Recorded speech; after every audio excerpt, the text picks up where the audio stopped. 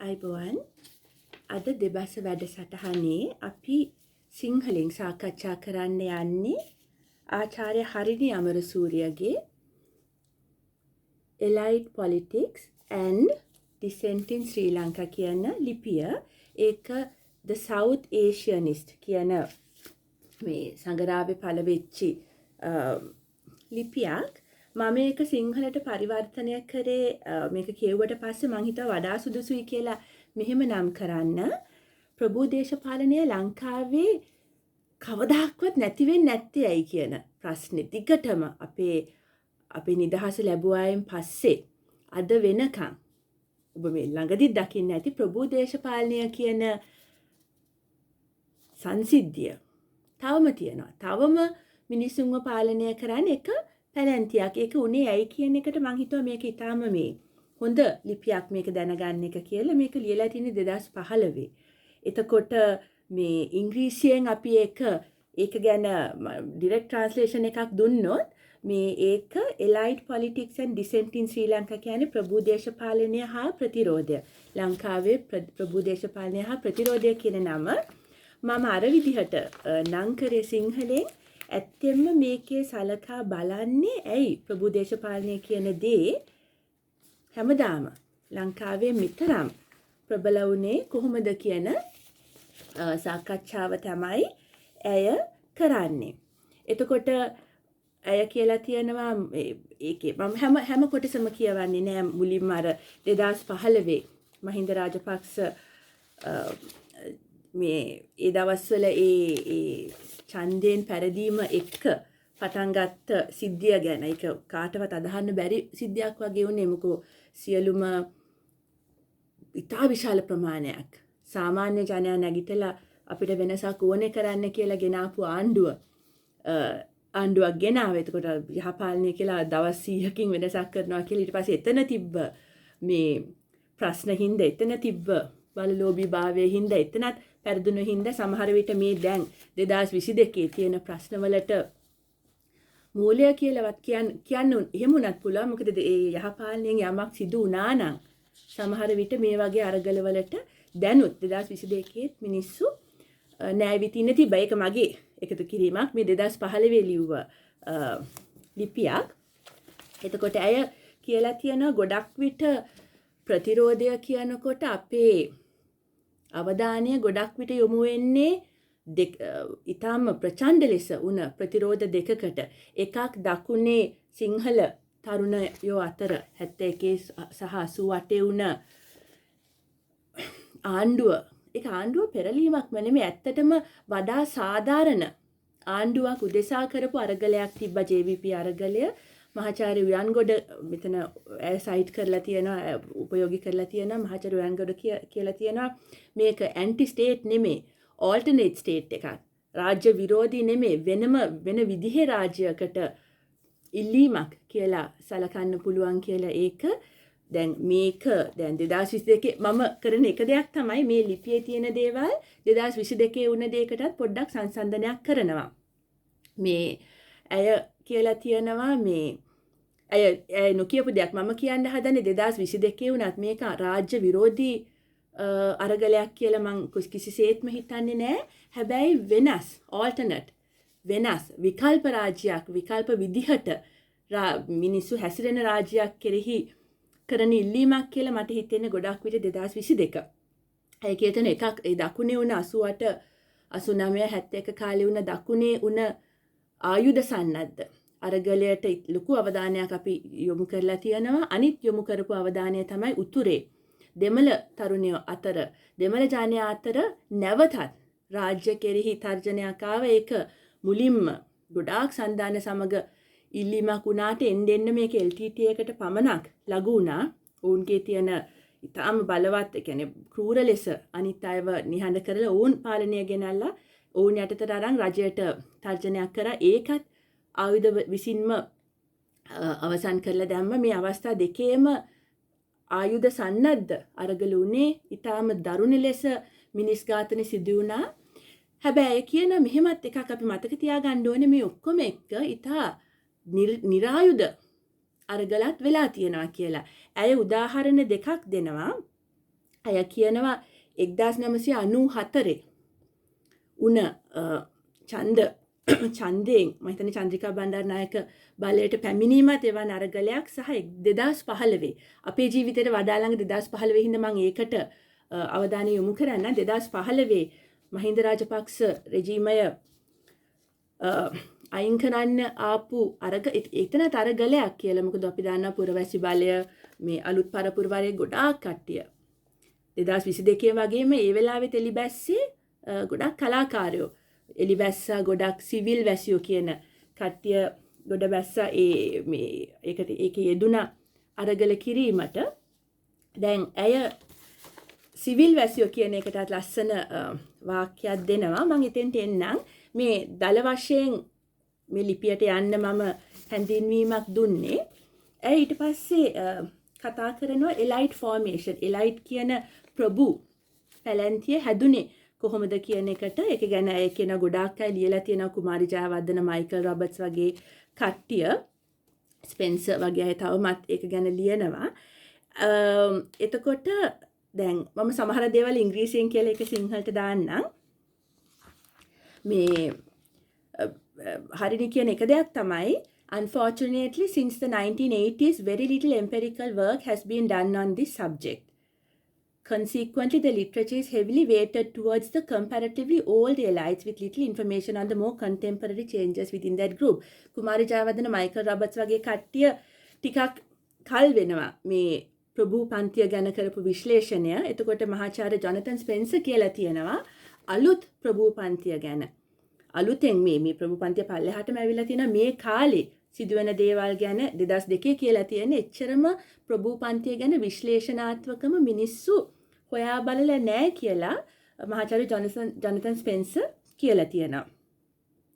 එතකොට දැන් ඕල්ඩ් එලයිට්ස් කියන්නේ නිදහස කාලය 1948 කාලේ. දැන් ඔබ දන්නවා අපි බ්‍රිතාන්‍යයට යටත් වෙලා ඕන් යනකොට එක පැලැන්තියක් තිබ්බා කිසිම බ්‍රිතාන්‍යයත් එක්ක ඝට්ටනයක් නොවූ පැලැන්තියක්. දැන් ඉන්දියාවේ එහෙම අඩු ගානේ පේන්න හරි මිනිස්සු සාමාන්‍ය ජනයා පොදු ජනයා ඉතා සාමූහිකව අරගල කරා බ්‍රිතාන්‍යයට විරුද්ධව. ලංකාවේ එක කාලයක් එහෙම වුණාම නිදහස කාලේ එතරම් ඝට්ටන තිබ්බේ නැහැ. ඒකට ප්‍රධාන හේතුව ලෙස හරිනි කියන්නේ ගොඩක් විට ඒ බ්‍රිතාන්‍ය පැලැන්තිය සහ ලංකාවේ බලය ලබා ගන්න හිටපු පැලැන්තිය අතර මතභේද එච්චර තිබ්බේ නැහැ. මොකද ඔවුන්ගේ ආකල්ප බොහෝ විට එක වගේ වුණා කියලා. එතකොට මේ ඔවුන් ගිහිල්ලා ඉගෙන ගත්තේ ඔක්ස්ෆර්ඩ්, කේම්බ්‍රිජ් වගේ බ්‍රිතාන්‍යයේ තියෙන විශ්වවිද්‍යාලවල. ඔබ දන්නවා SWRD බණ්ඩාරනායක වුණා ඔක්ස්ෆර්ඩ් වලින් ඉගෙන ගත්තේ. මේ එතකොට අය මේ ඕල්ඩ් එලිට්ස් ගැන පරණ ප්‍රභූවරුන් ගැන කියන පැරග්‍රාෆ් එක මම ඉංග්‍රීසියෙන් කියවන්නම්. There is also consensus on certain features of the elites whom Moore defined as a relatively homogeneous group which is dominant in political, economic, social and cultural spheres. මේ ප්‍රභූ පන්තිය කිව්වහම ගොඩක් දේ සමාන වෙච්චි කොටසක් කියලා. සමහරවිට මෙතන තමයි ලස්සනම දේ. වාර්ගික වශයෙන් වෙනස් වුණාට ඔවුන්ගේ ජීවන රටාව, ඔවුන් ගත කරපු මේ ඔවුන් ඉගෙන ගත්ත තැන්, ඔවුන්ගේ තියෙන ආචාර්ය ධර්ම, ඔවුන්ගේ තියෙන මේ හැසිරීම් රටා ගොඩක් සමාන වුණා කියලා. ගොඩක් විට ඒක බටහිර පන්නයට සමාන වුණ දෙයක් කියලා. Jayawardena in particular describes how the old elites, consisting of a few powerful high caste families who were able to maintain their dominant position through close collaboration with colonial administrators, were challenged by the members of the emerging capitalist class, particularly from the coastal belt during the 19th and 20th centuries. අර මුල්ම ප්‍රභූ පවුල් බල කට්ටිය ගොඩක් විට බ්‍රිතාන්‍ය අධිරාජ්‍යවාදීන් සමග ලං සම්බන්ධකම් තිබුණ මේගොල්ලන්ට 19 සහ 20 වෙනි ශතවර්ෂවල ආපු අලුත් තර්ජනය තමයි ඉක්මනට නැගීගෙන එන ධනවත් පන්තියක් තිබ්බා, විශේෂයෙන්ම මුහුදුබඩ ප්‍රදේශවලින්. එතකොට ඉමර්ජින් කැපිටලිස්ට් ක්ලාස් කියලා කුමාරි ජයවර්ධන මේක හඳුන්වලා දෙන්නේ. බිහි වෙමින් තියෙන ධනවාදී පන්තිය. The rivalry between the old elite and this emerging capitalist class was a significant factor in drawing the political landscape in Sri Lanka. දේශපාලනයේ ලංකාවේ දේශපාලනික සිතියමේ යම් සංසිද්ධිවලට ඉතා වැදගත් කියලා මේ නැගී එන ධනවාදී පන්තියයි පරණ ප්‍රභූ පවුල් වලයි තිබ්බ ඝට්ටනය කියන්නේ එතන පොඩි ටෙන්ෂන් එකක් පොඩි දැන් මේක තර්ජනයක් වගේ බලන්න පුළුවන් පරණ ප්‍රභූ පන්තියේ තියෙන දෙයක් තමයි උන්ට තව කවුරු හරි නැගීගෙන යනකොට පොඩි තර්ජනයක් වගේ දැනෙන්න පුළුවන් මේක වැදගත් වුණා කියලා ලංකාවේ දේශපාලනයට. Intra-group rivalry and competition suggest that the elite cannot be considered a singular entity but rather group with certain common characteristics. එතකොට හරිනි කියන ගොඩක් විට ප්‍රභූ පන්තිය කියලා එකක් කියලා අපි හිතුවට මේක ඇතුළෙත් intra group කියලා ඉංග්‍රීසියෙන් කියන්නේ TER group කියන්නේ මේ කොටස් අතර intra group INTRA group කියන්නේ ඒ කොටස තුලම එක ප්‍රශ්න තිබ්බා කියලා. Electoral maps and voting patterns were usually drawn around networks of elite rivalry and patronage. ගොඩක් විට මේ ඡන්ද දීමේ කොට්ටාශ බෙදිලා තිබ්බේ මේ වගේ ප්‍රභූ අනුග්‍රහය සහ දේශපාලන මේ තරංග මත තමයි මේ electoral groups අපි හැදුවේ කියලා මුලින්ම ඇය මේ පෙන්වා දීලා තියෙනවා රොබර්ට්ස් මුවර් ජයන්ත ජයවර්ධන වගේ කට්ටිය. Despite the rivalry, family ties as well as common educational and professional links meant that the elites had many common features which cut across the political divide. මේක දැනටත් ඉතාම ඔබින කියමනක් මේ කොච්චර තරඟ තිබ්බත් සමහර දේවල් වලින් ඒගොල්ලෝ එක කොට්ටාසයක් වුණා ප්‍රභූ පන්තිය කියන කට්ටිය. මොකද ඒගොල්ලන්ගේ තිබ්බ සම්බන්ධකම් කපාගෙන ගියා ඒගොල්ලන්ගේ දේශපාලනය. මොකද ඒගොල්ලන්ට දැන් අපි ඉස්කෝල ගමු. මොන පන්තියෙන් ආවත් එකම ඉස්කෝලයකට ගියත් ප්‍රධාන වශයෙන් ප්‍රධාන ඉස්කෝලවල තියෙන වෙනම එකමුතුවක් ඔබට මම දැන් නම් කියන්න ඕනේ මේ වෙලාවේ වුණත් කොච්චර දේශපාලනික වශයෙන් බැනගන්නත් අපේ ඉස්කෝලේනේ කියලා එකතු වෙන හතුරු කියලා හිතන් හිටපු මිනිස්සුත් එකතු වෙලා වැඩ කරන්න පුළුවන්. මම මේ හරිනිගේ මේ ලිපියට කැමති මේ ඒකේ දැන් 2022 ජූලි මාසේ අගට කොච්චර දේවල් අපිට කොච්චර මේක තාම අර රෙලෙවන්ට් කියන එක තාම මේක අපිට අදාළයි කියන එක මට හිතුන හින්දා මම මේක අද කරන්න කියලා හිතුවේ. These included features such as being mainly English speaking. මොනවද මේ පොදු ලක්ෂණ? mainly English speaking. ප්‍රධාන වශයෙන් ඉංග්‍රීසි කතා කරන කට්ටියක්. Familiarity and comfort with a lifestyle that the non-elites associated with the West and urbanization. ප්‍රභූ නොවන පන්තිය මේගොල්ලන් බටහිර පන්නේ ජීවන රටාව කියන එක මේ ප්‍රභූ පවුල් වලට ළඟදියාවත් පරණ පවුල් උනත් පොදු දෙයක් වුණ හින්දා. right. එතකොට මේ ඊට පස්සේ එක ඕකට ඔය ප්‍රභූ දේශපාලනය වහන්න ගොඩක් දේවල් කරලා තියෙනවා. ජයවර්ධන වගේ කට්ටිය උදාහරණයක් වශයෙන් ආර් ප්‍රේමදාස ගොඩක් විට ආවේ මිනිසුන්ගෙන් ආපු පුද්ගලයෙක් කියලානේ. මම නිමන්ති රාජසිංහම්ගේ පොත ගැන කතා කරද්දි සිංහලෙන් ඔබට කිව්වා ගොඩක් විට අර නියෝලිබරලිසම් නව ලිබරල් වාදය පතුරන වෙලාවේ ඒකට දාලා හිටියේ ඒක පුරෝගාමියා හැටියට එතන හිටියේ ජේ.ආර්. ජයවර්ධනට පස්සේ ආර් ප්‍රේමදාස. ඔහු ඒක කරේ මම මිනිස්සුන්ට වැඩක් කරනවා කියන රාමුව තුල. එතකොට අර ප්‍රේමදාස වගේ කෙනෙක් එතන ඉන්න එකේ වැදගත්කමක් තියෙනවා. මේ ප්‍රභූ පන්තිය නොවේ දැන් දේශපාලනය කියන අදහසත් ඕනෙකමින් අපේ පිහිටුවන්න දාලා තිබ්බා. එතකොට දැන් හරිනි අමරසූරිය කියනවා මේ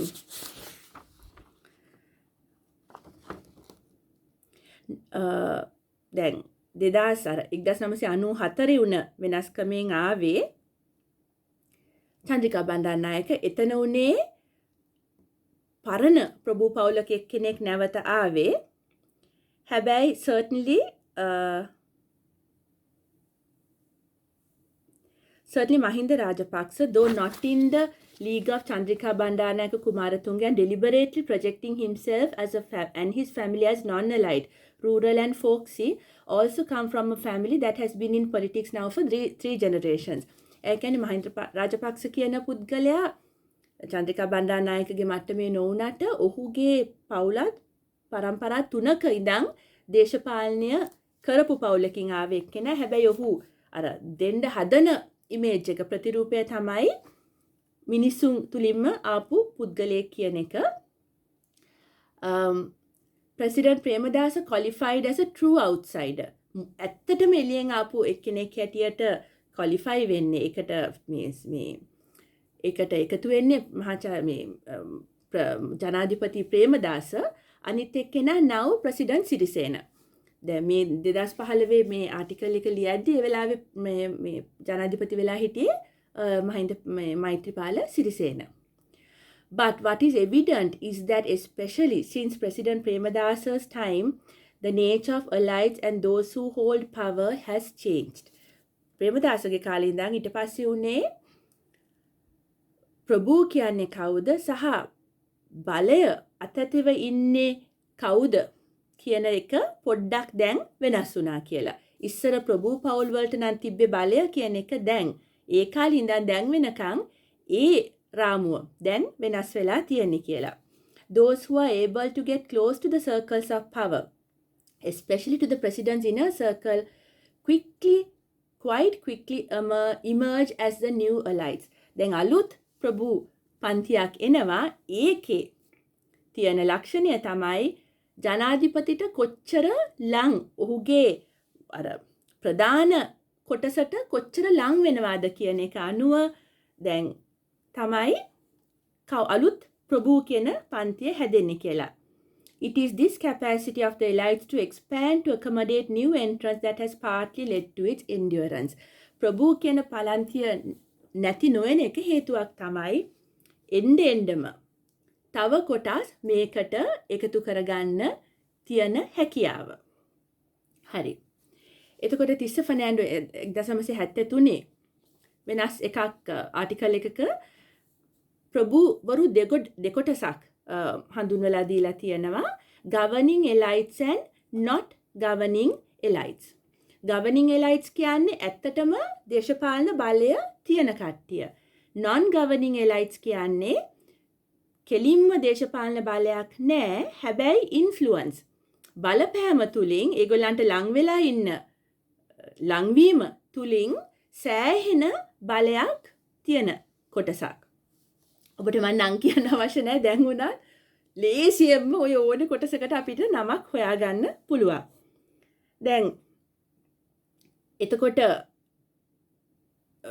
දැන් එක දෙයක් දැන් ෆර්නෑන්ඩෝ කියන තව දෙයක් තමයි Fernando also makes the point that resilience and vitality of the elites in Sri Lanka can be attributed to the fairly open avenues for achieving social mobility and entry into elite circles through good education and respectable employment. එක කාලයක් තිබ්බා දැන් ෆර්නෑන්ඩෝගේ ලිපිය තියෙන 73 කාලේ එක කාලයක් තිබ්බා මේ මට්ටමට එන්න තියෙන මාර්ග සෑහෙන ප්‍රජාතන්ත්‍ර මාර්ග වුණා. අධ්‍යාපනය තුලින් වුණා. දැන් උදාහරණයක් වශයෙන් මගේ අපච්චි ගත්තොත් ගමක ඉඳන් විශ්වවිද්‍යාලය තුලින් යම් සමාජ තත්වයකට ආපු කෙනෙක් වෙන්න පුළුවන්. මම ඉපදුනේ කොළඹ වුණාට ගොඩක් විට නිදහස් අධ්‍යාපනයේ හින්දා ඒ යම් සමාජ බලයකට එන්න මාර්ග ඇරිලා තිබ්බා. ඒකයි කිව්වේ through good education and respectable. දැන් විශ්වවිද්‍යාලයක උගන්වන එක නිකන් ගෞරවාන්විත දෙයක් වශයෙන් සැලකනවා තවමත්. එතකොට ඒ මාර්ගවලිනුත් අර බල කේන්ද්‍රයට ලං වෙන්න මාර්ග ඇරිලා තිබ්බ හින්දා මේ ප්‍රභූ කියන පන්තිය ප්‍රභූ කියනකොට සල්ලි තියෙන්න ඕනේ. අර ප්‍රභූ කියන කොටසට ටික ටික වැඩි වෙන මාර්ගත් වහලා තිබ්බේ නැහැ. ඒ ඇරලා ඒකට යම් 70 80 කාලේ යම් විධිවලින් ලං වෙන්න ඇතුල් වෙන්න මාර්ග ඇරිලා තිබ්බා. but මෙන්න මෙතනයි තියෙන ගැටලුව, but increasingly obtaining a good education and respectable employment has become harder. දැන් කාලය යන්න ඔය මාර්ග ටික එතනින් බල කේන්ද්‍ර වලට ලං වෙන්න අමාරු වෙලා තියෙනවා. මොකද එච්චර රස්සාවනුත් නැහනේ. දැන් මහාචාර්ය කෙනෙක් ආචාර්ය කෙනෙක් මම වුණත් සෑහෙන වයසට යනකම් අපේ වෘත්තියේ ඉඳි. එතකොට තව තරුණායට ඒ විදිහට මේක යම් සීමිත රැකියාව වැඩි වෙන්නේ නැහනේ. එතකොට අර ඒ එන්න තියෙන පහසුව අඩු වෙනවා.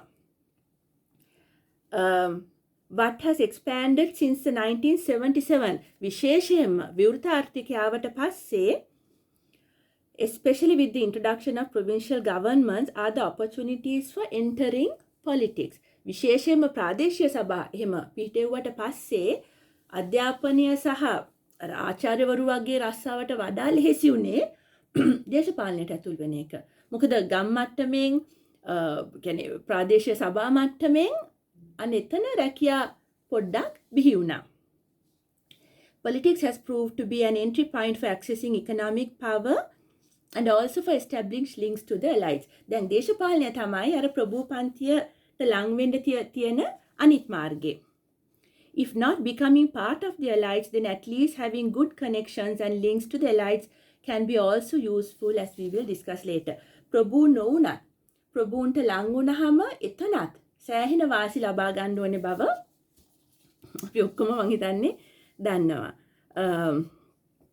එතකොට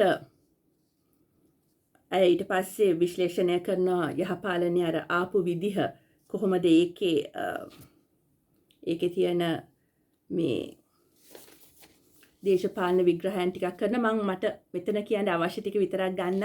මේක ඉන්ටර්නෙට් එකේ තියෙනවා මේ ආටිකල් එක කරුණා කරලා පුළුවන් නම් වාගත කරගෙන කියවන්න. මොකද 2022 වෙන ගොඩාක් දේවල් ගැන මේකේ තියෙන දේවල් වළංගුයි. එතකොට අයකින් එක දෙයක් තමයි මේ පෞල් දේශපාලනය කොච්චර පැතිරිලා තියෙනවද ලංකාවේ කියලා. At the same time, an analysis of the kinship relations within the new parliament provokes further evidence of the endurance of Sri Lanka's elites, or even more importantly, the role of kinship in maintaining the elites. අය කියන මේ ප්‍රභූ දේශපාලනය පවත්වාගෙන යෑමේ ඉතාම වැදගත් සාධකයක් තමයි ලංකාවේ නෑදෑකම, නෑ සබඳකම් කියන එක. 2015 අය කියනවා there are 4 sons of former presidents and prime ministers as well as the great grandson of Sri Lanka's first prime minister in parliament today. දැන් ජනාධිපති හෝ අගමැති උන කෙනෙක්ගේ ළමයි 4 දෙනෙක් දැනට පාර්ලිමේන්තු එකේ ඉන්නවා, පාර්ලිමේන්තුවේ ඉන්නවා. සහ මුල්ම ලංකාවේ මුල්ම මේ අගමැතිගේ මුණුපුර great grandson ළමයාගේ ළමයාත් දැන් පාර්ලිමේන්තු එකේ ඉන්නවා කියලා. There are 2 father and son combinations, siblings, uncles and nephews, sons, daughters and widows. නෑකම් බැලුවොත් සෑහෙන ගොඩක් නෑකම් පාර්ලිමේන්තුව ඇතුලේ තියෙනවා කියලා. ඒතකොට ඒක නිකන් පවුලේ රැකියාවක් වගේ ගොඩක් විට ලංකාවේ. ඒක හින්දාත් මේ ප්‍රභූ දේශපාලනය කියන එක දිගටම තියෙනවා කියලා. දැන් අපිට අලුත් අය හැමතිස්සෙම අලුත් කට්ටියක් එනවා නම් වෙන සමාජ ස්තරවලින් ප්‍රභූ කියන පන්තිය මෙච්චර බලවත් වෙලා නොඉන්න පුළුවන්. හැබැයි අපේ ලංකාවේ ගොඩක් විට තාත්තා ඇමති කෙනෙක් නම් ගොඩක් විට ළමයිනොත් ඒ පැත්තට යන්න ඉඩකඩ තියෙනවා. එක ප්‍රසිද්ධ එහෙම නොවුන එකක් තමයි චන්ද්‍රිකා බණ්ඩාරනායකගේ ළමයි දෙන්න දේශපාලනයට ආවේ නැහැ.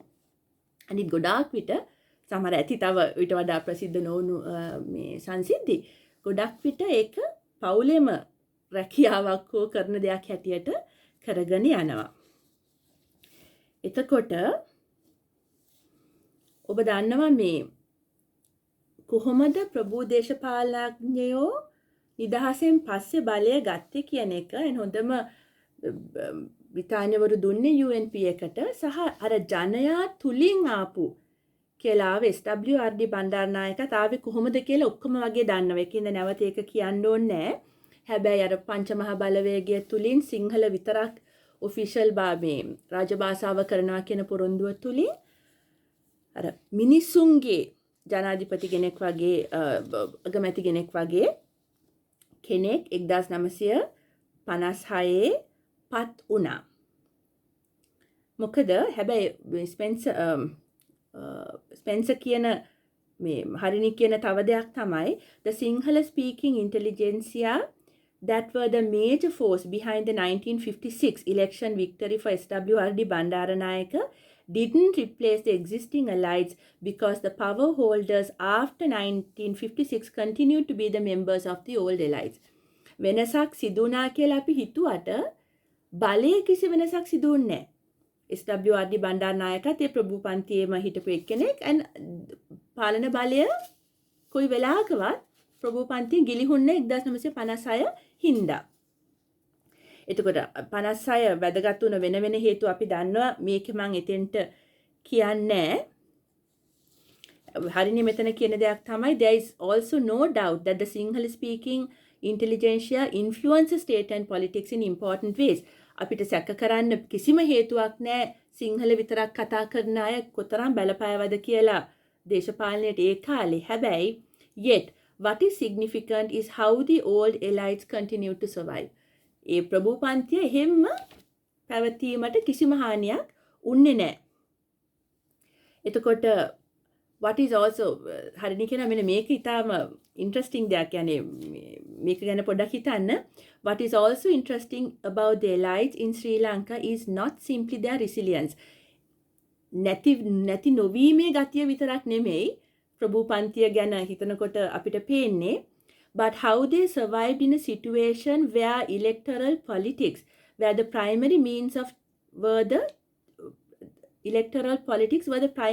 of choosing national leaders. ජාතික නායකයෝ අපි තෝරගත්තේ ඡන්දෙන්. එතකොට ඡන්දෙ දුන්නේ ගොඩක් විට ප්‍රභූ පන්තියට අයත් කට්ටිය නෙමෙයි. එහෙම අවස්ථාවක වුණත් කොයි වෙලාවෙවත් මේ ප්‍රභූ පන්තියට තර්ජනයක් උන්නේ නැහැ කියන එක. That means that elites in order to remain in power had to be elected by the masses. උන්ව ඡන්දෙන් පත් කරේ සාමාන්‍ය මිනිස්සු. How they manage to do this provides many insights into state-society relations in Sri Lanka. ඔවුන්ට මේක කරන්න පුළුවන් උනේ කොහොමද කියලා අපි අවබෝධ කරගත්තොත් ලංකාවේ සමාජය ගැන සෑහෙන දේවල් අපිට ඉගෙන ගන්න පුළුවන් කියලා ආචාර්ය හරිනි අමරසූරිය කියනවා. එතකොට එක දෙයක් තමයි මේ ඇගේ ඊළඟ අනුමාත්‍රිකාව the role of elites in mobilizing ethno-religious and linguistic communities. දැන් අපි ඒක ඒ වෙනම විෂයක් ගොඩක් අපි දැකලා තියෙන කොහොමද ප්‍රභූ පන්තිය තුලම කට්ටිය ආගම සහ තමන්ගේ ජාතිය කියන එක භාවිතා කරේ ඒවට අයත් අයගෙන් ඡන්ද ලබා ගන්න කියන එක. අපි ඒක නිදහස ලැබුවායින් පස්සේ සහ දැන් උනත් අපි දකින දෙයක්. ඒක මොබිලයිස් කරනවා. ඒක ජාතිය සහ ආගම එකපාරින් අර ක්‍රියාශීලී වෙනවා මේ වගේ අවස්ථාවලට. මේ මිනිසුන්ට දැන් මේකට තර්ජනයක් එනවා ඡන්ද දුන්නේ නැත්නම් කිව්වහම ගොඩක් අය ගිහිල්ලා ඡන්දේ දෙනවා. එතකොට මේ ඒක ටිකක් හිනායන දෙයක් හිනායන්නේ නැහැ බට් ඒක ටිකක් විහිළු සහගත දෙයක් තමයි. මුලින්ම බ්‍රිතාන්‍ය උනත් ගොඩක් මිනිසුන්ට ඡන්දේ දෙන්න ලැහැත්ති වුණාම ඉස්සෙල්ලාම එපා කියලා තිබ්බේ අපේ ප්‍රභූ පන්තිය. එහෙම කරන්න එපා කියලා. මොකද එතකොට ඒගොල්ලෝ දන්නවා ඒගොල්ලන්ගේ තියෙන ජීවන රටාවට මේක තර්ජනයක් කියලා. මම මේ ටික කියවන්නම්. What underscored this මෙතනින් යා. අපි ඉන්දියාව වගේ නොවේ ලංකාවේ ඉතාම ලෙහෙසියෙන් බලය දීලා බ්‍රිතාන්‍යවරු ගිය බව ඔබ දන්නවා 1948. හරි? අපිට මොඩල් කොලනි එකක් කියලා කිව්වේ. අනුන්ට ආදර්ශයට ගන්න පුළුවන් යටත් විජිතයක් හැටියට තමයි ලංකාව හඳුන්වා දුන්නේ. The smooth transfer of power and the non-violent transition from colony to independent state attracted warm approval from the British colonial administrators who oversaw the process as well as British diplomats serving in post-independent Sri Lanka. ඒ බ්‍රිතාන්‍ය අටත් විජිතවරු ඉතාම හරි හොඳයි මේගොල්ලෝ ඉතා හොඳට මේක කරගත්තා කියලා අපිට කිව්වා. What underscored this chorale of approval was how much of Britain's political traditions and culture were retained and nurtured by the new leadership. ඒකට එක හේතුවක් තමයි ඒ බ්‍රිතාන්‍ය ජීවන රටාව උන්ගේ සාරධර්ම උන්ගේ දේශපාලනය සම්පූර්ණයෙන්ම වගේ කිසිම ගැටලුවක් නැතුව ලංකාවේ නව ලාංකික නායකත්වය බාරගත්තද කියන එක මත තමයි මේ ගොඩක් දේවල් උනේ කියලා. The eagerness to reproduce Britain's political traditions and culture meant Sri Lanka's national leadership was extremely cautious and conservative about reform. ඒකේ තව පැතිකඩක් තමයි එහෙනම් ගොඩාක් විශාල වෙනස්කම් කරන්න ලංකාවේ නායකයෝම කැමති උන්නේ. This caution was reflected initially within the colonial leadership as well, as representative institutions and forms of government matured logically. Members should have been elected to these positions. However, calls for reform of the Legislative Council were resisted for many reasons. The colonial administration was afraid it could dilute their power. Furthermore, in their view, political concession should be preceded by improvement in education and literacy of the population. A significant point in the favor of colonial administration was that there was no mass agitation for political reform. ගොඩක් විට ඒ විදිහටම දැන් ලංකාවේ මිනිස්සු එච්චර පාලනයට ඇතුළත් උනේත් නැහැ. මේ බ්‍රිතාන්‍යවරු කිව්වේ කවුරුත් මේක වෙනස් කරන්න කියලා අහන්නෙත් නැති හින්දා අපි හොම්ම යන් වගේ. මොකද අපේ ප්‍රබල නායකත්වය කිසිම නිදහස ඉල්ලුව මිසක්ක කිසිම දේශපාලන වෙනසකට ක්‍රියාශීලී උන්නේ නැහැ. Not only did the Allies not agitate for political reform, they actively resisted it on many occasions. De Silva, Dialvis, Javadane එහෙම ඔක්කොම කියන එක තමයි ලංකාවේ ප්‍රභූ නායකත්වය වෙනසක් නොඉල්ලුව විතරක් නෙමේ කරන්න හදපු වෙනස්කම් වලටත් ගොඩක් විට ඕනේ කිය හිටපු කට්ටියක්. The Allies were quite satisfied with limited franchise. ඒගොල්ලන්ට ඇත්තටම සර්වජන ඡන්ද බලය ලංකාවට දෙන්න අවශ්‍ය නෑ කියන සාවරේ හිටියේ ගොඩක් විට. Among an educated, particularly English educated elite. ඒගොල්ලන් හිතුවේ අධ්‍යාපනය ලැබුව විශේෂයෙන්ම ඉංග්‍රීසි අධ්‍යාපනය ලැබුව කට්ටියට විතරක් තිබ්බොත් ඇති කියලා. When the introduction of universal franchise was broached in the 1920s, the elites, particularly the males, were quite horrified at the thought of women receiving the franchise. However, universal franchise was granted in 1931 despite resistance from the elites. Dialvis සහ ජයවර්ධන කියනවා 1931 සර්වජන ඡන්ද බලය දෙනකොට ඒකට ගොඩක් විරෝධතාවයක් ප්‍රභූ පන්තියෙන් ආවා.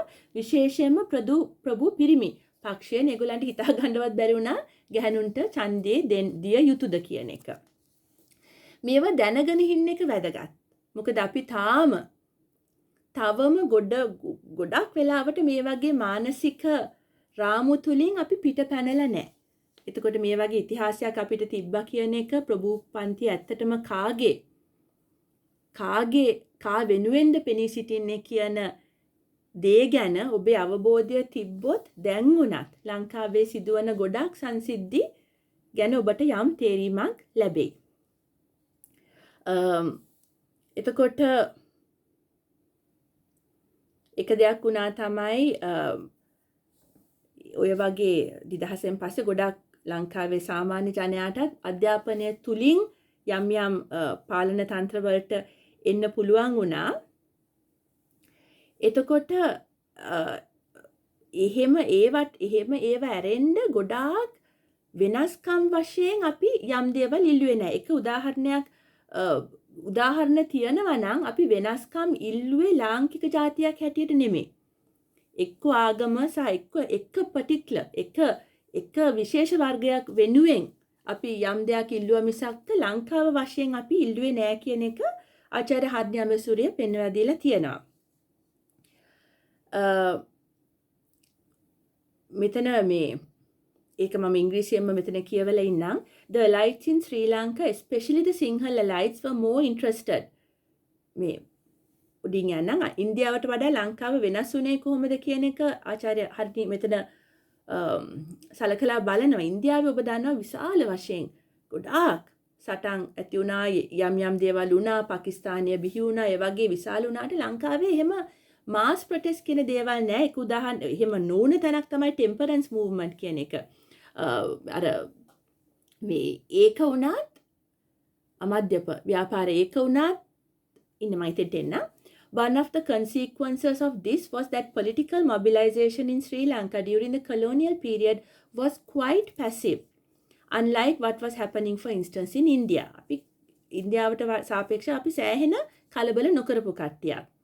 The elites in Sri Lanka, especially the Sinhala elites, were more interested in agitating for access to the bureaucracy and administration hitherto dominated by the British rather than political reform. ලංකාවේ ගොඩාක් අයට ඕනේ උනේ විශේෂම සිංහල අයට කොහොම හරි ඒ යාන්ත්‍රණය තුලට ඇතුල් වීමට මිසක් විශාල වෙනස්කම් කිරීමට නෙමෙයි. This didn't require a mass movement which would have required the national leadership to appeal to the masses for support. දැන් නායකයන්ට ජනමතය ඉල්ලන්න තරම් විශාල වන කිසිම විශාල ලංකාව වෙනුවෙන් කිසිම ව්‍යාපාරයක් සිදු නැහැ කියලා.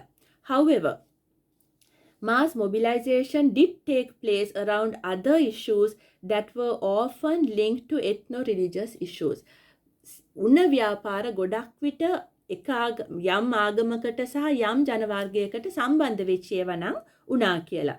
An early example of such mobilization was the temperance movement, අමධ්‍යප ව්‍යාපාරය. එතකොට also mobilization also took place around various religious revival movements.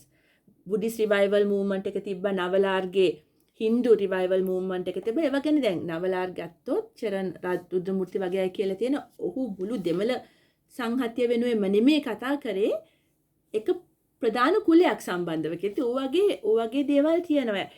අපි වෙනසක් ඉල්ලුවට හැමෝම වෙනුවෙන් ඉල්ලපු එකක් නෙමෙයි කියන එක.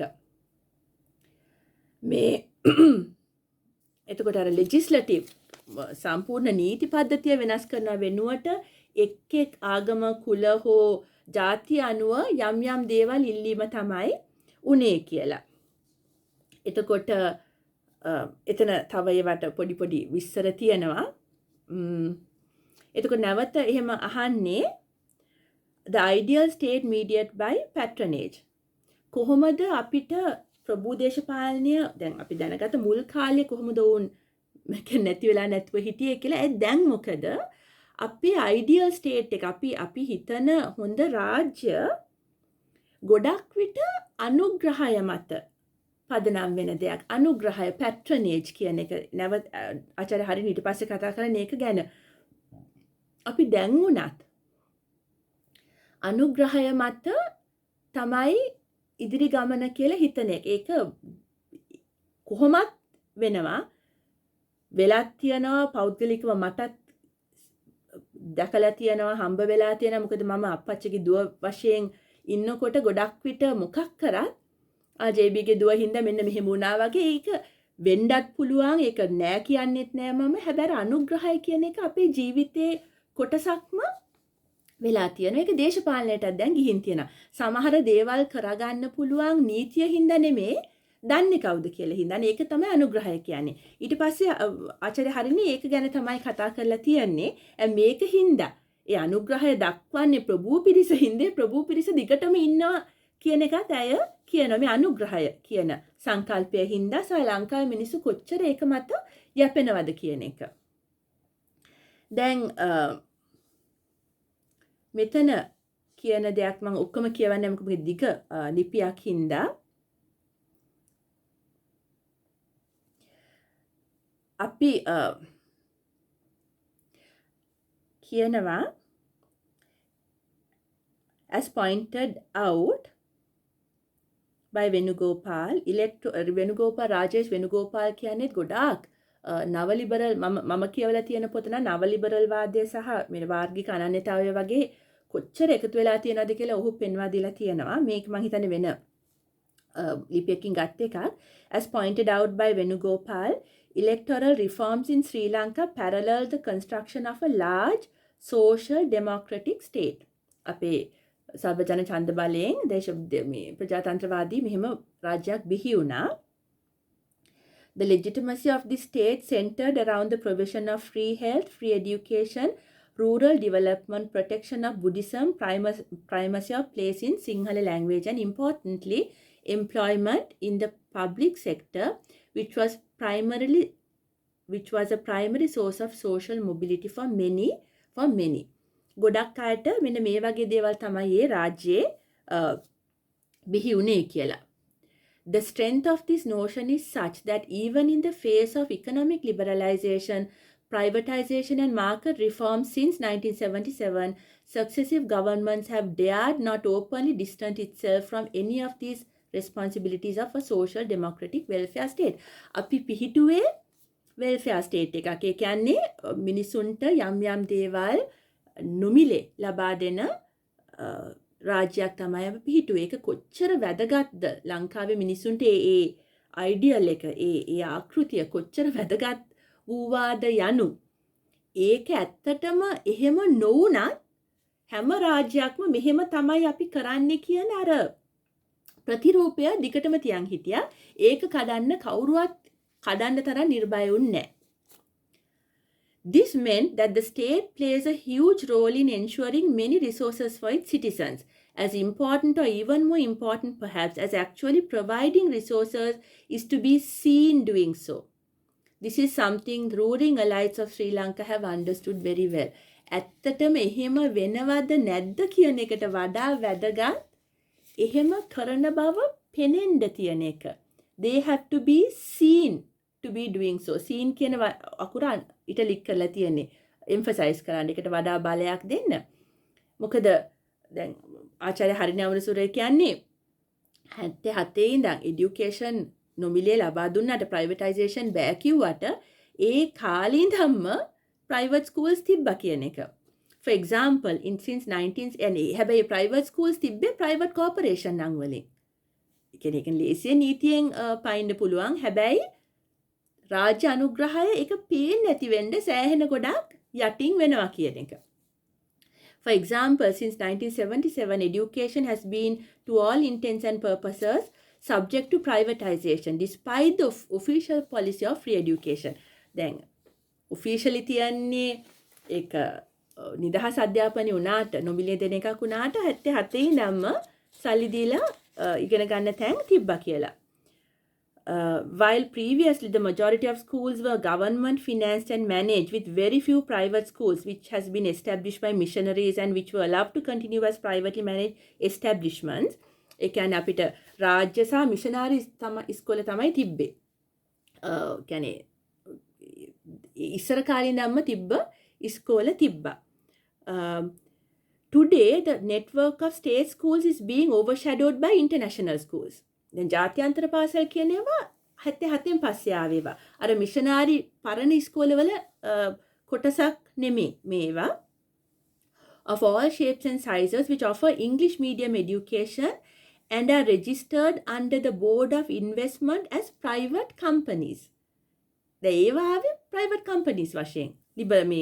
ආර්ථික විවෘත ආර්ථිකයත් සමග.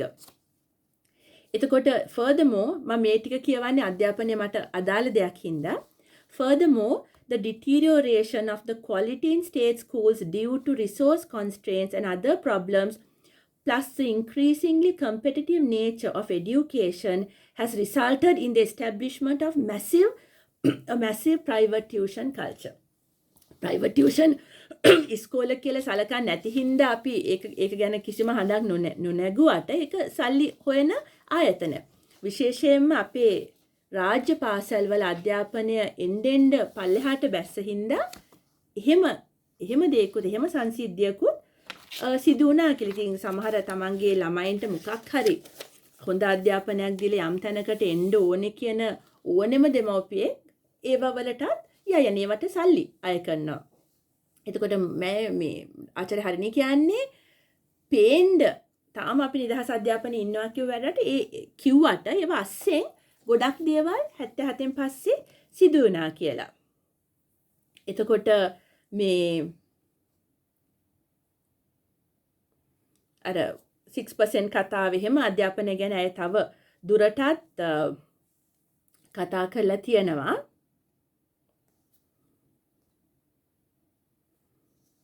එතකොට රනිල් වික්‍රමසිංහ ගැන වෙනම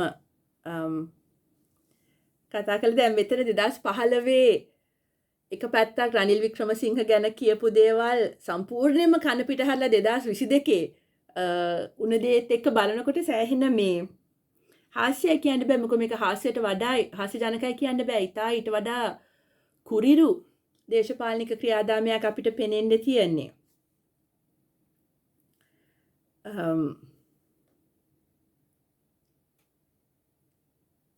ඒක කියවන එක මම පොඩ්ඩක් කියවන්නම්.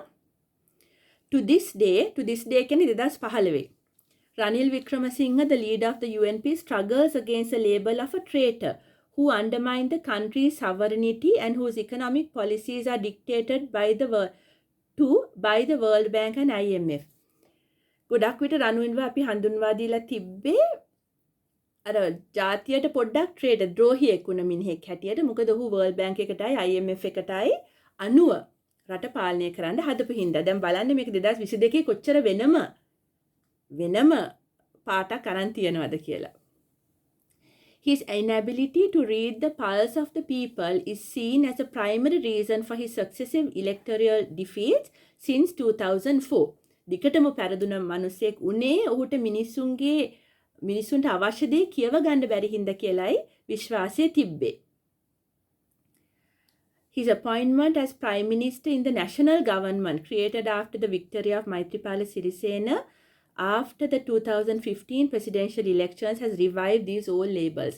අර පරණ label ටික නැවත 2015 ඔබට මතක නම් ওই ටික නැවත කිව්වා. The target of pro-Mahinda Rajapaksa groups in parliament and outside has continued to be Ranil Wickremesinghe. ඒ කාලේ රාජපක්ෂ රෙජිමේ ටාගට් එක උනේ ඉලක්කය උනේ Ranil Wickremesinghe. Accusations that the country's sovereignty is once again under threat and that Sri Lanka is sliding towards becoming a puppet of the West led by the US feature prominently in this rhetoric by these groups. ඒ කාලේ කිව්ව නැවත අපි ඇමරිකාවේ රූකඩයක් වෙන්න තමයි යන්නේ කියලා තමයි රාජපක්ෂ පිළේ කට්ටිය රනිල් වික්‍රමසිංහට චෝදනා කරේ 2015 ඔහු බලයට ආවට පස්සේ. එතකොට ඒක මම කියුවේ පොඩ්ඩක් දේශපාලනය කියන්නේ කිසි විටකත් එක විදිහට තියෙන දෙයක් නොවේ කියලා පෙන්වන්න. තව දෙයක් කියන මේක මේ වෙනුගෝපාල් පෙන්නලා දීලා තියන්නේ. Venugopal has shown how rising military employment, particularly among an important demographic of rural Sinhala males, created socio-political stability by cushioning the effects of widening disparities in the South. Then, end මේක පොඩ්ඩක් ආර්ථිකය සම්බන්ධ දෙයක් අන්තිමට ඔක්කොම ආර්ථිකයට සම්බන්ධයි. end උන ප්‍රභූ පැලැන්තිය සහ සාමාන්‍ය ජනයා අතර තියෙන ආර්ථික තත්ත්වයේ එන්න උන වෙනස්කම් ටිකක් හරි මගහැරුනේ යුද හමුදාවේ සහ මිලිටරිය කියන ප්‍රභේදයේ ශීඝ්‍ර වර්ධනය හින්දා කියලා වෙනුගෝපාල් පෙන්වා දීලා තියෙන. ඔබ දන්නවා දැන් සමහරට අමරකීර්තිගේ කුරුළු හදවත වගේ නවකතාවක් කියවුවොත් තරුණ අය A level හරි O level හරි කරලා ඔවුන්ගේ රැකියාව ස්වභාවිකවම ඕන් හිතුවේ ආමියකට බැඳෙන්න. වෙන දෙයක් තිබ්බේ නෑ කරන්න. එතකොට දැන් යුද්ධයේ හින්දා විශාල වශයෙන් රැකියා අවස්ථා බිහි වුණා. ආර්ථික වශයෙන් වෙන රැකියාවක් නෑ මිනිස්සුන්ට යන්න. එතකොට යුද්ධයට ගියා, යුද්ධයෙන් සල්ලි හම්බුණා. එතකොට ජීවිතය නැති වුණත් මොකක් හරි සල්ලි හම්බ වෙන අන්නේ ඒ ක්‍රියාදාමය හින්දා එන්නෙම අර දුප්පත් බවට පත්වෙන සමාජ කොටාසය පොඩ්ඩක් මගහැරුණා. යුද හමුදාව සහ මේ මිලිටරිය හින්දා යම් දෙයකට තරුණියන්ව ගන්න පුළුවන් වුණ හින්දා. The North and East, which were of course badly affected by the conflict, were more or less left out of reckoning of national economic data. එතකොට ආර්ථික තත්ත්වය ගැන විශ්ලේෂණය කරනකොට මේක සාධකයක්. ගොඩක් විට North East වල ඒ දවස්වල ඒගොල්ලන්ගේ තත්ත්වය හොයන්නත් බැරි වුණා. දත්ත ආවේ නැහැ එතනින්. However, there are also regions in the south of national economic data and lag far behind the rest of the country. ගොඩක් විට ඒ පැත්ත ඊටත් වඩා දුප්පත්කමින් පෙළෙන පැත්තක් බවට පත් වුණා. However, there are also regions in the south, such as the Uva province, which continue to have high rates of poverty and deprivation. අපේ ඉතාම දරුණු දුප්පත්කමින් දරිද්‍රතාවයෙන් තියෙන පෙදෙස් තියෙන ඌව පළාත වගේ.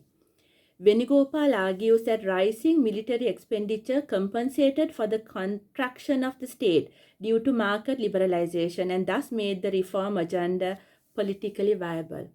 නව ලිබරල් වාදයෙන් ආපු අසාධාරණකම් ටිකක් හරි නොපෙනී ගියේ මේ යුද්ධය හින්දා යුද හමුදාවේ ත්‍රිවිධ හමුදාවල තියෙන රැකියා අවස්ථා ඉතාම ශීඝ්‍රයෙන් වර්ධනය වුණ හින්දා නව ලිබරල් වාදයෙන් ආපු අසාධාරණකම් රාජ්‍ය කොතරම් පොඩි වුණාද කියන එක ප්‍රයිවට් කම්පනීස් විශාල වෙලා ඒක ටිකක් වැහුණා කියලා. මේක ටිකක් ඇඟහිර වැටෙන කතාවක්. ඔබ නිමන්ති රාජසිංහම්ගේ කාලය පිළිබඳ අය කරපු විශ්ලේෂණයෙන් නව ලිබරල් වාදය ආවේ 77 83 තමයි ජූලි කලබල කියන්නේ 78 අවුරුදු කීපයකින් ජූලි කලබල ඇවිල්ලා යුද්ධය පටන් ගත්තා.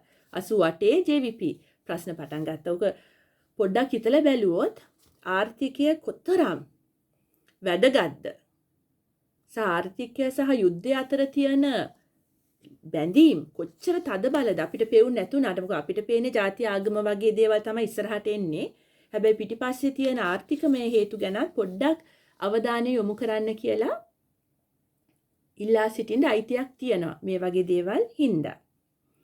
එතකොට ඒක එකක් යුද්ධය හින්දා ආපු රැකියා අවස්ථා.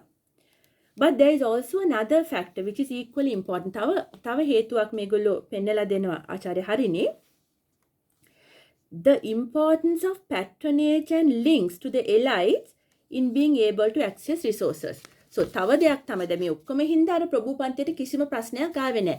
මොකද නව ලිබරල් වාදයෙන් ඔවුන්ට වාසියක් සිදු වුණත් ඒක වැහිලා ගියා මිලිටරකරණයේ එන්නෙන්නම වැඩි වීමෙන් රැකියා අවස්ථා.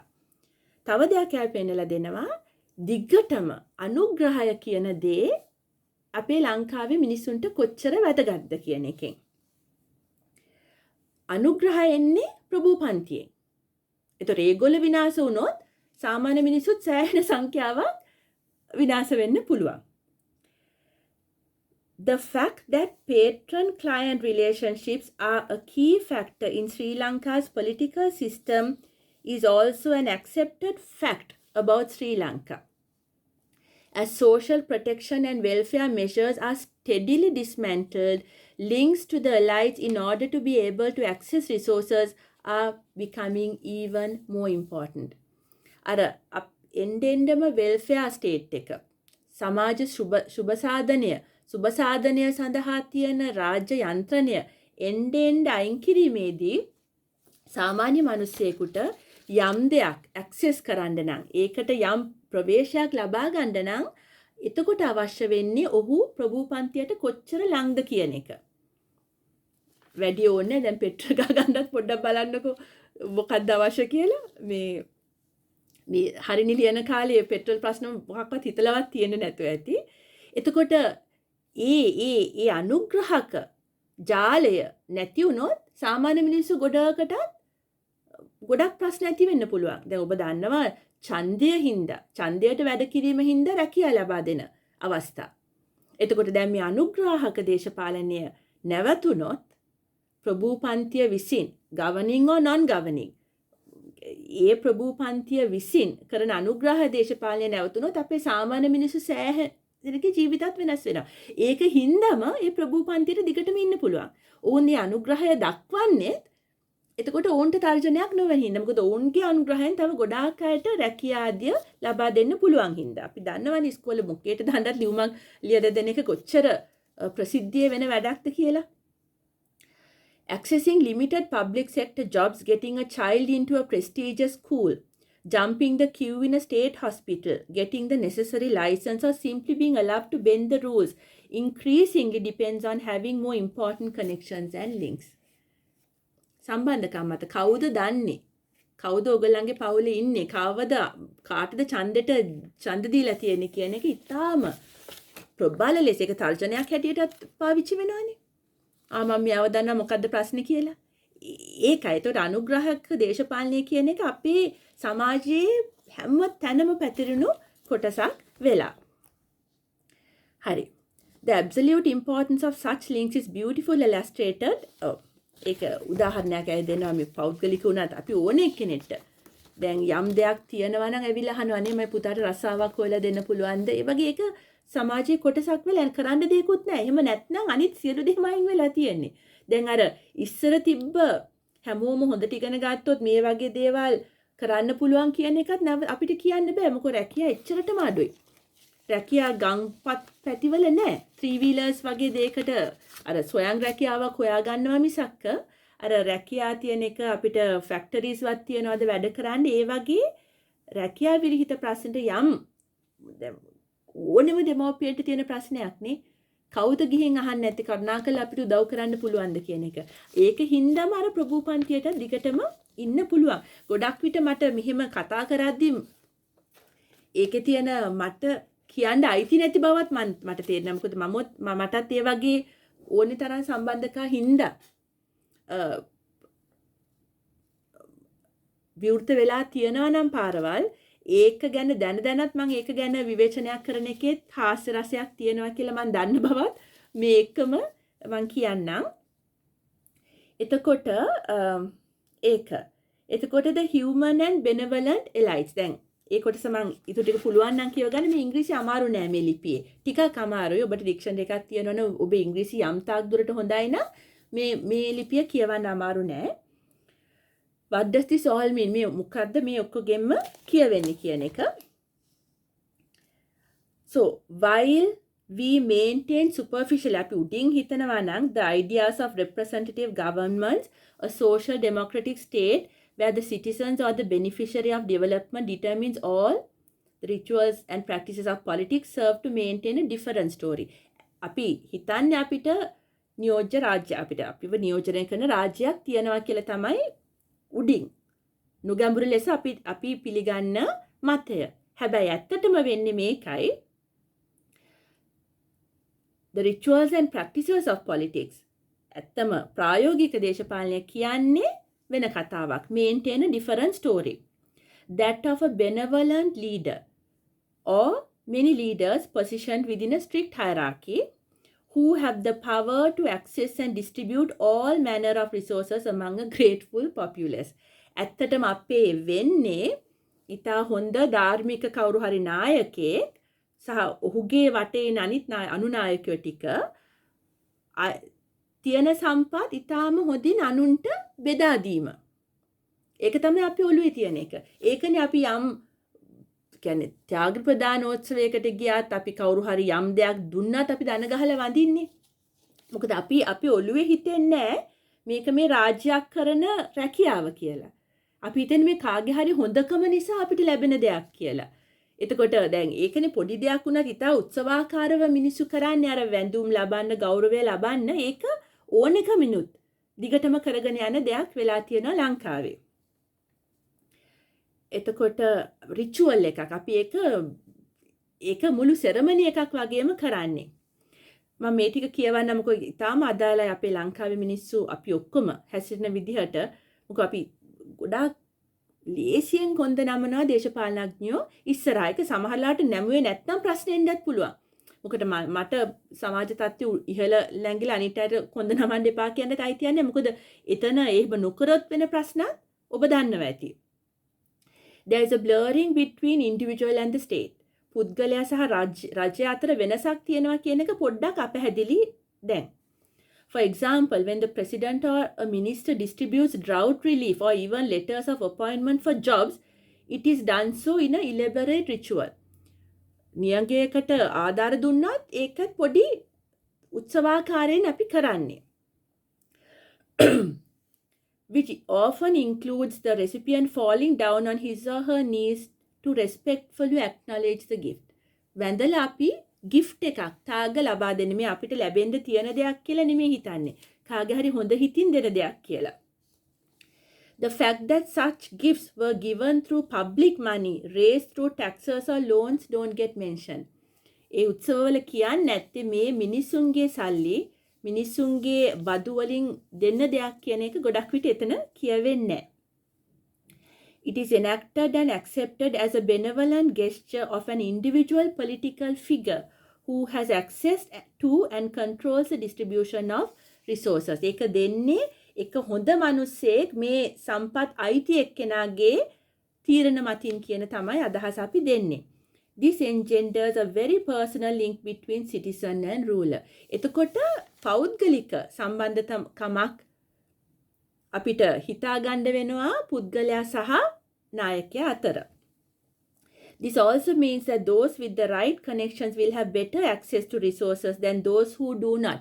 එතකොට තව දෙයක් තමයි හරි සම්බන්ධකම් තියෙන එක්කෙනාට මේ සම්පත් වලට වඩා ලං වෙන්න පුළුවන් කියන එක.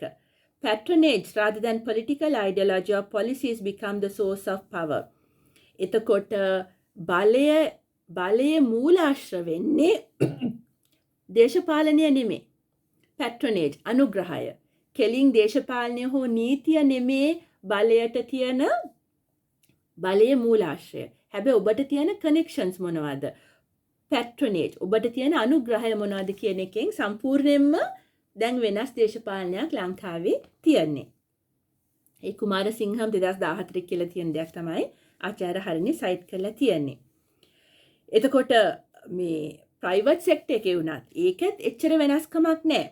එතකොට දැන් මම කතා කරේ රාජ්‍ය අනුග්‍රහය ගැනනේ. දැන් පොඩ්ඩක් අවසන් කරන්න ඉස්සෙල්ලා මේ අය බලනවා private sector එක ගැන. එතන ගොඩක් විට ඔබ දන්නවා මොන ඉස්කෝලේද යන්නේ ඉංග්‍රීසි කතා කරන්න පුළුවන්ද බැද්ද කොහොමද අඳින්නේ කියන දේවල් ගොඩක් විට බලන්නේ.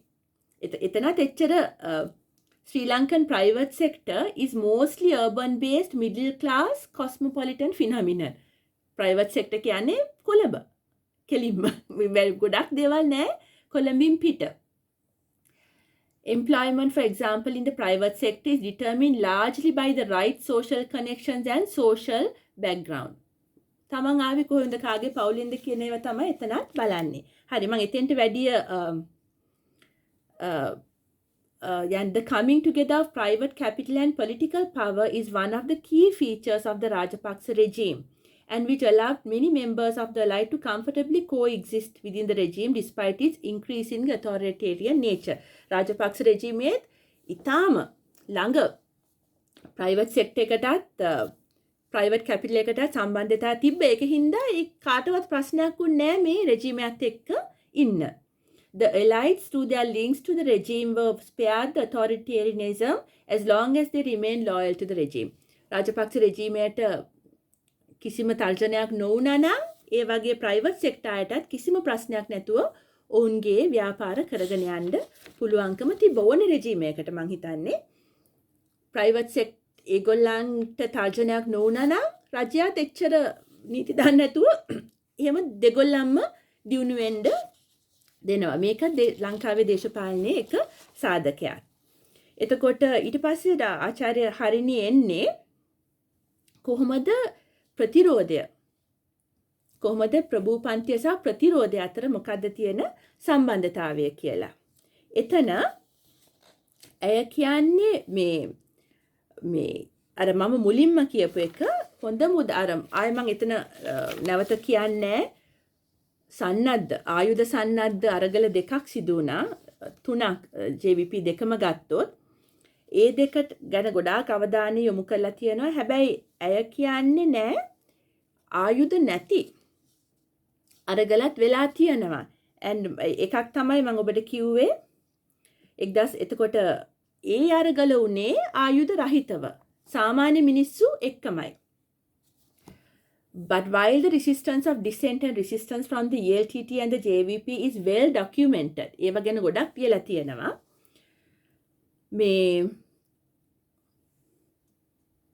The critical role played by other groups.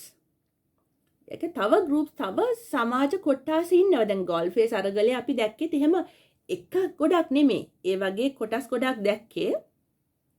The critical role played by other groups such as trade unions, independent political activists, artists, women's groups and human rights activists in fighting the erosion of democratic values and social justice is less well known.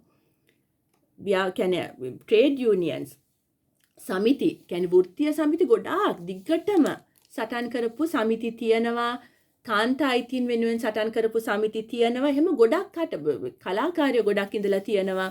මේ දැනුත් ඉන්නවා. දැන් ගෝල්ෆෙස් අරගලේ ප්‍රධාන කලාකරුවන් සහ කාර්යයන් ගොඩක් හිටියා. එහෙම තියෙනවා අවස්ථා. ඒක ගැන එච්චර පරිේෂණ සහ ලිඛිත ලේඛන නොතිබෙන්න පුළුවන් කියලා. එතකොට 1994 UNP එකට විරුද්ධව ආපු රැල්ලෙන් චන්ද්‍රිකා බණ්ඩාරනායක කුමාරතුංග පත්වීමත් මෙහෙම අවස්ථාවක් කියලා කිව්වා. එතකොට 2015 මෛත්‍රීපාල සිරිසේන පත්වීමත් මෙහෙම අවස්ථාවක් කියලා අය දෙකක් සඳහන් කරනවා. මම හිතන්නේ ආචාර්ය හරිනි නැවත එකක් ලිව්වොත් 2022 වුණ ගෝල්ෆේස් අරගලයත් මම හිතන්නේ මේ ගණයට මම දන්නේ නැහැ දාන්න පුළුවන් වේද කියලා. හැබැයි කොහොමද ඒක ඉවරුනේ කියන එක අපි තාම දන්නේ නැහැ. Their political act. What is unique about these groups is that they mobilize the public not along ethno-religious or linguistic lines. මේවා මෙතන අරගල්වල වෙනස උනේ අර කලින් දෙක ක්‍රියාකාරී උනේ ආගම සහ ජාතිය මත නම් මේ වෘත්තීය සමිති සහ මේ කලාකාරයන් වගේ කරපු ව්‍යාපාර ආගම ජාතිය කියන දෙකෙන් හඳුනා ගන්න අමාරු කියලා. උන් සියල්ලම වෙනුවෙන් කියන්නේ කට ක්‍රොස් හැම ජාතියම හැම ආගමම වෙනුවෙන් කතා කරන එක තමයි මේ දෙකේ වෙනස කියලා ආචාර්ය හරිනි කියනවා. Their political activism and campaigning were based on issues of human rights. ඔවුන්ගේ ව්‍යාපාර පදනම් කරගත්තේ මානව හිමිකම්, human rights, democracy and social justice. ප්‍රජාතන්ත්‍රවාදය හා සමාජ සාධාරණත්වය මත තමයි ඔවුන්ගේ කැපවීම ඔවුන්ගේ සටන ගෙන ගියේ කියලා. ආගම ජාතියට වඩා මේවා මත පදනම් වුණේ කියලා. එතකොට අය එහෙම දේවල් කියලා තියෙනවා.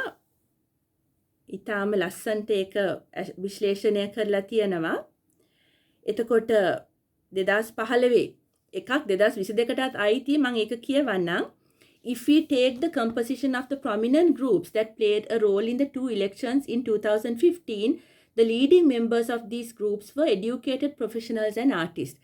ප්‍රධාන වශයෙන්ම අධ්‍යාපනයට ඉහළට ගිය සහ කලාකරුවන්ගේ සහභාගීත්වය පෙවුණා කියලා. එතකොට this group was largely responsible for articulating the various protests by farmers, fishermen, free trade zone workers, academics and lawyers as symptomatic of a problem of governance and an undemocratic state. ඒගොල්ලෝ කිව්වේ මේ එක එක කොට්ටාසවල තියෙන ප්‍රශ්න ඇත්තටම පදනම් වෙන්නේ problem of governance and undemocratic state. රාජ්‍යයේ තියෙන රාජ්‍ය පරිපාලනය පිළිබඳ ප්‍රශ්න සහ ප්‍රජාතන්ත්‍රවාදී නොවන රාජ්‍යයක් නිසා තමයි මේ ප්‍රශ්න ඇති වෙන්නේ කියන ස්ථාවරය තමයි ගොඩක් විට මේ සටන් ගෙන ගියේ. ඔබ 2022 ගැන දන්නවා නම් ඒ වගේම කියමනක් තමයි ඕනුත් කිව්වේ. එතකොට මේ in Fernando's analysis, one of the characteristics of non-governing allies is that they are motivated to preserve the dominance. Yet in both 1994 and 2015, the non-governing elites played a crucial role in bringing about political change. The non-governing elites කියන්නේ මම හිතන්නේ විශ්වවිද්‍යාල මහාචාර්යවරයෙක් වුණත් non-governing elite කියන්න පුළුවන්. සමාජයේ ඉහළ තත්වයක හැබැයි පාලනය සම්බන්ධ දෙයක් නෙමේ. ඒගොල්ලෝ ඉතා විශාල කාර්යභාරයක් කරා කියලා මේ වගේ ආයුධ රහිත අරගල වල. Of course, another term to be used for this group could be civil society.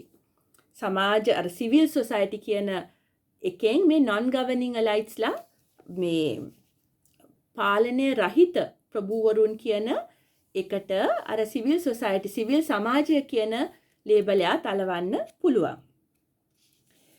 This is indeed how they are commonly identified or identify themselves.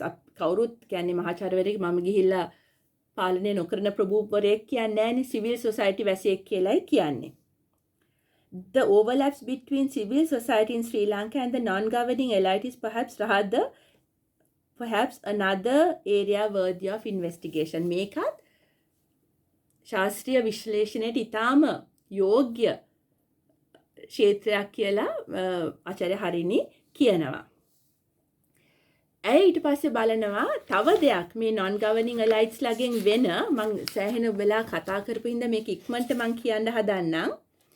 non governing elites ලා සමහර විට ප්‍රභූපන්තියට එකතු කරගන්න විදිහක් තමයි එහෙම ක්‍රියාශීලී වෙච්චි කට්ටිය ආණ්ඩුව වෙනස් වුණාට පස්සේ එක එක ආයතනවල නායකයන් කිරීම. එතකොට එක දෙයක් එක විදිහකට එහෙම ගන්නත් පුළුවන්. එතකොට අර වඩා ක්‍රියාශීලීව වෙනසකට කතා කරපු අය රාජ්‍ය මට්ටමින් නැවත ප්‍රභූපන්තියට එකතු කරන්න පුළුවන්. Perhaps what this also points to is that despite the endurance and resilience of the elites and their manipulation of the state to establish patronage networks in order to maintain their dominance, the impact of years of actual participation in democratic processes cannot be easily dismissed. ඒ කියන්නේ ඒගොල්ලන්ව සම්පූර්ණයෙන්ම මෙහෙම අරගල කරලා යමක් දෙයක් ඉල්ලන අයට සම්පූර්ණයෙන්ම අපිට ඉග්නෝර් කරලා ඒක වටින්නේ නැහැ කියලා අහක දාන්න බෑ. එතකොට කරන එක දෙයක් තමයි එහෙම යම් දෙයකට ඒගොල්ලෝ යම් වෙනසක් කරන්න බලපෑමක් කරා නම් වෙන දෙයක් තමයි when we closely examine the period immediately after 1994 and the current post-election phase in 2015, there is yet another startling similarity. අර මුල similarity එක කිව්වේ දේශපාලන outside inside ගැන මම දෙවෙනි එක විතරක් කියන්නම්. That is, many groups and individuals who led the protest and resistance that influenced the political changes can be found in positions of power and authority in the new government. අපි ඒක ගොඩාක් පිට දැකලා තියෙනවා. සමහර කලාකරුවෝ සමහර වෙන කලාකරුවෝ ගිහිලා යම් අරගලයකට තුඩු දුන්නා නම් අලුත් රාජ්‍ය ආවට පස්සේ එක්ක රූපවාහිනී සංස්ථාවේ අධ්‍යක්ෂක වගේ එක එක දේවල් ඔවුන්ට දෙනවා. think tanks එහෙම දෙනවා. එතකොට ඒ ඔවුනුත් ප්‍රභූපන්තියට එකතු වෙන හින්දා ප්‍රභූපන්තිය දිගටම තියනවා. ඒක තමයි දැන් හරිනිගේ ලිපියේ ප්‍රභූපන්තිය මෙතෙක් කොහොමද ඉන්නේ කියන ප්‍රශ්නෙට ඔය උත්තර තමයි මේ ඔක්කොම. ඔවුනුත් ප්‍රභූපන්තියම කොටස්කරුව වෙනවා. මොකද ඇතුළට ගිහිල්ලා ඒ පන්තිය කඩන්නේ නැහැ ගොඩක් විට.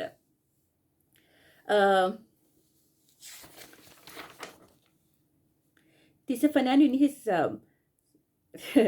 ඒක ටිකක් අර sarcastically වගේ ලියලා තියෙන ලිපියේ කියලා තියෙනවලු states that non-governing elites share most of the fringe benefits of the governing elite, the benefits and privileges not available to the masses.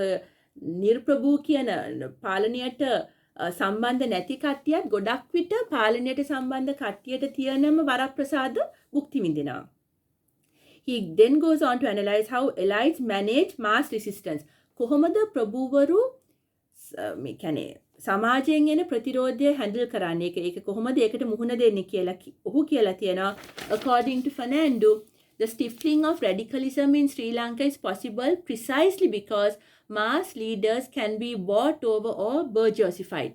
ඔහු නම් කියන්නේ සමහර විට ඒ රැඩිකල් ලීඩර්ස්ලාත් ගෙනල්ලා මධ්‍යම පාන්තිකරණය කරනවා කියලා. එහෙම කරන්නත් පුළුවන් කියලා. එහෙම උදාහරණත් ඕනි තරම් ඇති. එතකොට කාර් එකක් දීලා අධ්‍යක්ෂකකමක් දීලා එයා කන්ඩිෂන් ඔෆිස් එකක් දුන්නාම එතනින්ම ඉවර කරන්න පුළුවන් කියලා මේ ටිකක් අර කුරුළු ලෙස ලියලා තියෙන ලිපියක ෆර්නෑන්ඩෝ කියලා තියෙනවා. Fernando argues that the process of co-option of potential troublemakers into the ranks of the elite is a tactic used by Sri Lankans elite to manage resistance to their dominance. කාට හරි ඔය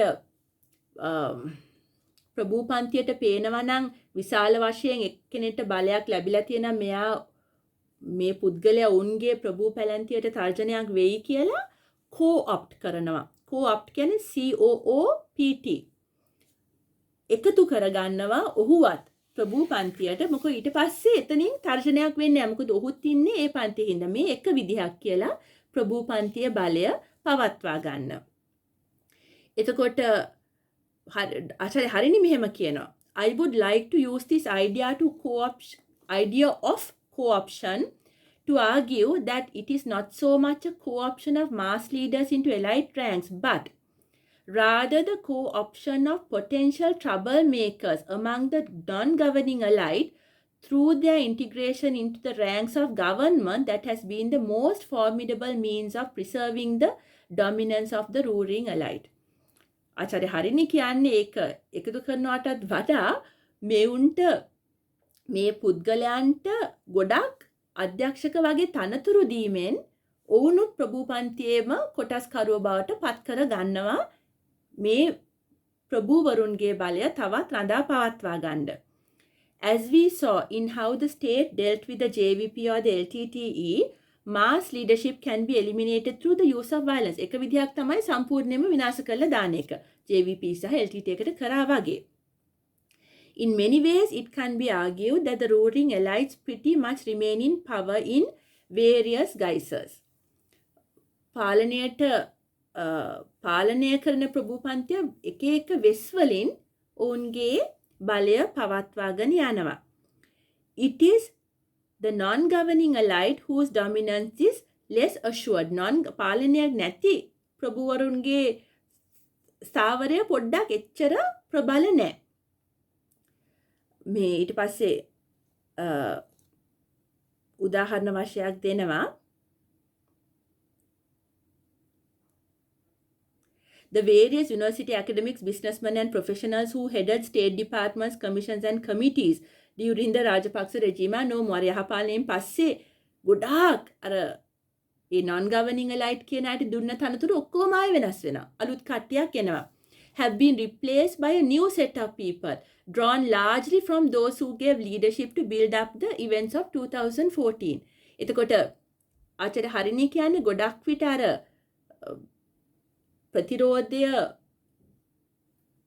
නායකත්ව දුන්න කට්ටිය අනිත් රජයේ එක රජයේ governing elites බවට පත් වෙනවා කියලා. උදාහරණ දීලා තියෙනවා. මේ එතකොට ඔය ඔක්කොගෙම වෙන්නේ ඇත්තට හැම දෙයක්ම වෙන්නේ ප්‍රභූපන්තිය කියන පන්තිය විනාශ වෙන්නේ නැහැ. එක්කෝ ඒගොල්ලන්ට තව කට්ටියක් එකතු කරගන්නවා. එක්කෝ ඒගොල්ලන්ගේ අනුග්‍රාහක දේශපාලන එච්චර ප්‍රබල ලෙස කරගන්නවා. ඒක නැති වුණොත් සමාජයේ ගොඩාක් විශාල කොටසකටත් විනාශ වෙනවා කියලා. ඒ ලස්සන කතාවක් කියනවා JVP එක සම්බන්ධව. මේ ඒ දවස්වල මම හිතන්නේ ආචාර්ය හරිනි අමරසිංහ මේ දේශපාලනයට මම හිතන්නේ සම්බන්ධ වෙලා හිටියේ නෑ. ඒ කියලා තියෙන JVP එක ප්‍රශ්නයක් තමයි ඔවුන් ඇත්තටම යම් දෙයක් කරනවා නම් අනුග්‍රාහක දේශපාලනය සම්පූර්ණයෙන්ම විනාශ වෙන්න අවස්ථාව තියෙනවා කියලා.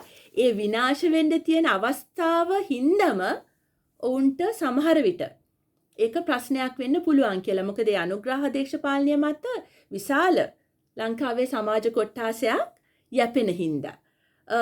මම අද මෙතනින් ඉවර කරන එක දිග ලිපියක් හින්දා මම හිතන්නේ පැය එකයි කාලයකටත් වඩා ගියා. මේක ඉන්ටර්නෙට් එකේ තියෙන මම පුළුවන් නම් ලින්ක් එක දාන්නම් මේක වීඩියෝ එක යටින් පුළුවන් නම් ඉංග්‍රීසියෙන් කියවන්න අමාරු වුණත් කියවන්න මගේ අදහස ගන්න. මට අවශ්‍ය කැලි තමයි ගොඩක් කතා කරේ. 2022ට සම්බන්ධව කියපු ඔක්කොම දේවල් මගේ අදහස්. ආචාර්ය හරිනි අමරසූරියගේ අදහස් නෙමේ. ඒ දෙකේ තියෙන සම්බන්ධය මතු කරන්න මට හිතුණා. මොකද එච්චරම වළංගුයි අය කියන සමහර දේවල් අද දවසට. එතකොට මේක ගැන ඔබ අහන් හිටියා නම් ඔබට ස්තුතියි. පුළුවන් නම් ඉංග්‍රීසි එකත් කියවන්න කියලා මම දැන් මෙතනින් මේ අවසන් කරන්න. බොහොම ස්තුතියි.